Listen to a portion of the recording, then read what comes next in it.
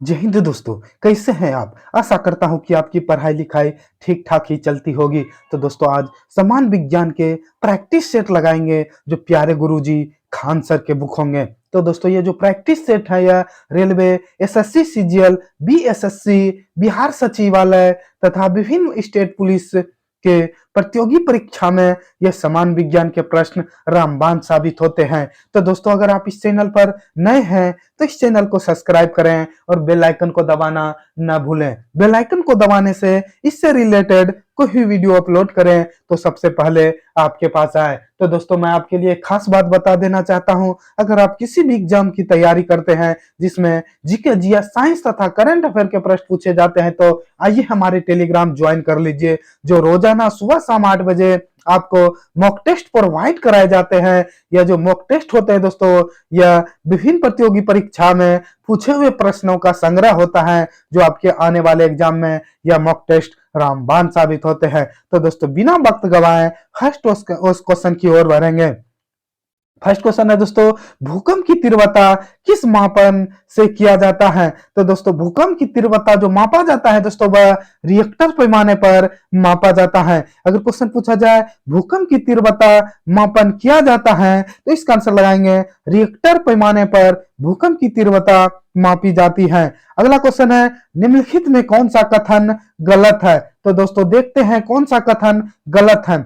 First option है दोस्तों, जब एक बस अचानक रुकती है तो बस में बैठी यात्री की को पीछे की ओर झटका लगता है। तो दोस्तों जब एक बस अचानक रुकती है तो बस में बैठे यात्री पीछे न झटका लगाकर आगे लगता है। दोस्तों यह बिल्कुल गलत है। दूसरा है दोस्तों, एक व्यक्ति चलती बस से कूदता है तो वह गिर जाता है। यह दोस्तों बिल्कुल सही है, जब व्यक्ति चलती बस या ट्रेन से कूदता है तो वह गिर जाता है। तीसरा है दोस्तों, जब एक घूर्णन करता हुआ पंखा बंद हो जाता है तो कुछ समय बाद घूमता रहता है। तो दोस्तों यह भी बिल्कुल सही है, जब एक पंखा को बंद करते हैं तो वह कुछ समय तक चलता रहता है। चौथा है दोस्तों, जब एक बस अचानक रुकती है तो बस में बैठे एक यात्री आगे की ओर एक झटका लगता है। तो दोस्तों यह बिल्कुल सही है, जब बस रुकता है तो व्यक्ति अगर बैठे हैं तो वह आगे की ओर झटका लगता है। तो दोस्तों बिल्कुल यह ऑप्शन नंबर 4 भी सही है।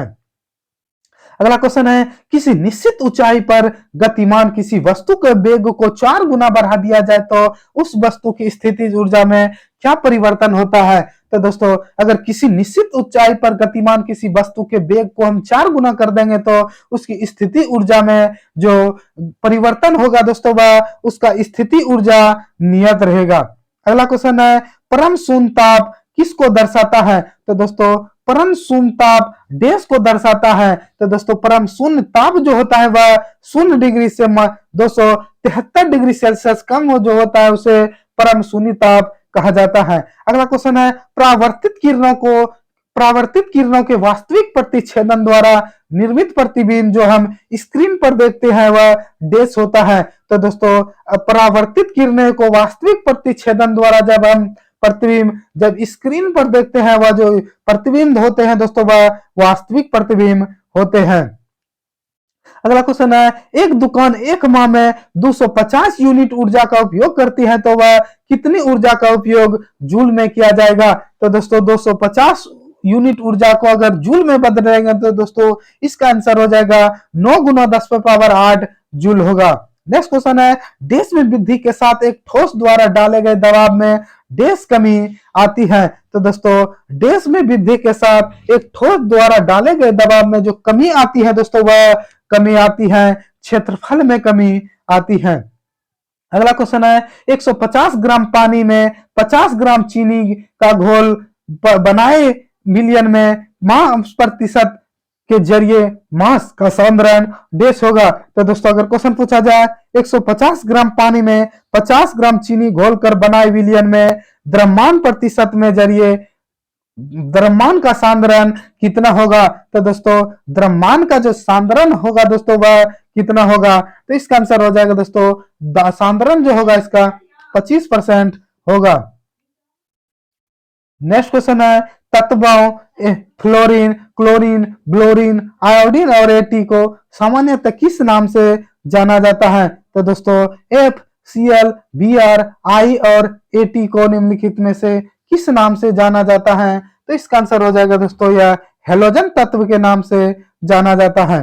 नेक्स्ट क्वेश्चन है, एक सूखी टेस्ट ट्यूब में लेड नाइट्रेट के क्रिस्टल को तेज गर्म करने पर डैश रंग छोड़ते हैं। तो दोस्तों एक सूखी टेस्ट ट्यूब में लेड नाइट्रेट को क्रिस्टल को तेज गर्म करने पर जो होता है दोस्तों वह एक भूरी रंग का अवशेष छोड़े जाते हैं।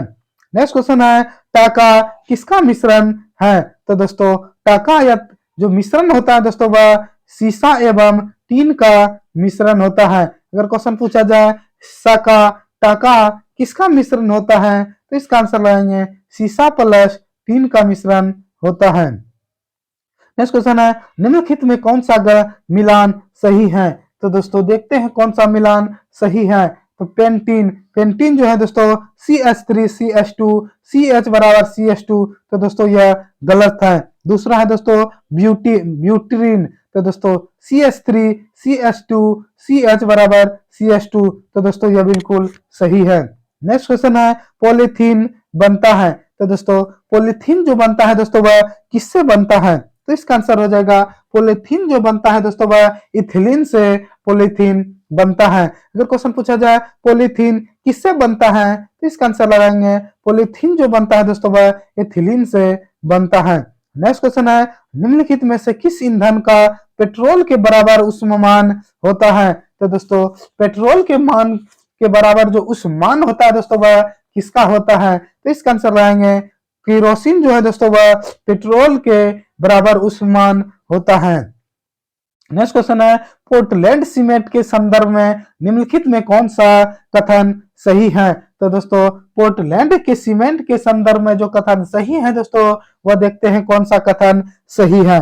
फर्स्ट कथन है दोस्तों सिलिका सीमेंट को मजबूती प्रदान करता है। तो दोस्तों यह बिल्कुल सही है, सिलिका जो होता है वह सीमेंट को मजबूती प्रदान करता है। दूसरा है एल्यूमिना से सीमेंट को द्रुत आढ़ीदन होता है, यह भी बिल्कुल सही है। तीसरा है दोस्तों चूने की अधिकता से सीमेंट की मजबूती बढ़ता है, यह बिल्कुल गलत है। चौथा है दोस्तों कैल्शियम सल्फेट से सीमेंट का प्रारंभिक आढ़ीदन समय घटता है, यह भी बिल्कुल सही है दोस्तों। तो इसका आंसर हो जाएगा ऑप्शन नंबर 1, 2 और 4 सही है। नेक्स्ट क्वेश्चन है, डीएनए से आरएनए का बनना क्या कहलाता है? तो दोस्तों डीएनए से आरएनए का जो बनना होता है उसे क्या कहा जाता है? तो इसका आंसर हो जाएगा दोस्तों डीएनए से जो आरएनए का जो बनता है दोस्तों वह ट्रांसक्रिप्शन कहा जाता है। नेक्स्ट क्वेश्चन है, आमतौर पर मेडिलियन कारक क्या कहलाते हैं? तो दोस्तों मेडिलियन कारक जो कहलाते हैं दोस्तों वह आमतौर पर जीन कहे जाते हैं। नेक्स्ट क्वेश्चन है, मानव शरीर में रक्तचाप निम्नलिखित द्वारा नियंत्रित होता है। तो दोस्तों मानव शरीर में अगर पूछा जाए रक्तचाप किसके द्वारा नियंत्रित होता है? तो इसका आंसर लगाएंगे एड्रिनल ग्रंथि जो होता है दोस्तों उसके द्वारा मानव शरीर में रक्तचाप नियंत्रित होता है। अगला क्वेश्चन है, विटामिन डी का कार्य क्या है? तो दोस्तों विटामिन डी जो अनिवार्य है दोस्तों वह किसमें अनिवार्य है? तो दोस्तों विटामिन डी जो पहले प्राप्त होता है दोस्तों हमें सूर्य के प्रकाश से विटामिन डी प्राप्त होता है। तो इस देखते हैं दोस्तों विटामिन डी जो होता है वह भोजन से कैल्शियम को अवशोषण के लिए विटामिन डी अनिवार्य है। नेक्स्ट क्वेश्चन है, जिसका अक्सर सदमे के उपचार के रूप में जाना जाता है जिसे मानसिक बीमारियों से राहत प्रदान करने के लिए संग्रहण विद्युत रूप से रोगियों में लगाया जाता है। तो दोस्तों अगर क्वेश्चन पूछा जाए जिसका अक्सर सदमे में उपचार के रूप में जाना जाता है जिसमें मानसिक बीमारियों से राहत प्रदान करने के लिए संग्रहण विद्युत रूप से रोगियों में लगाया जाता है, तो इसका आंसर लगाएंगे दोस्तों ईसीटी जो है दोस्तों इलेक्ट्रोकन्वल्सिव थेरेपी जो है दोस्तों ईसीटी जिसे कहते हैं उसे विद्युत रूप से रोगियों में लगाया जाता है।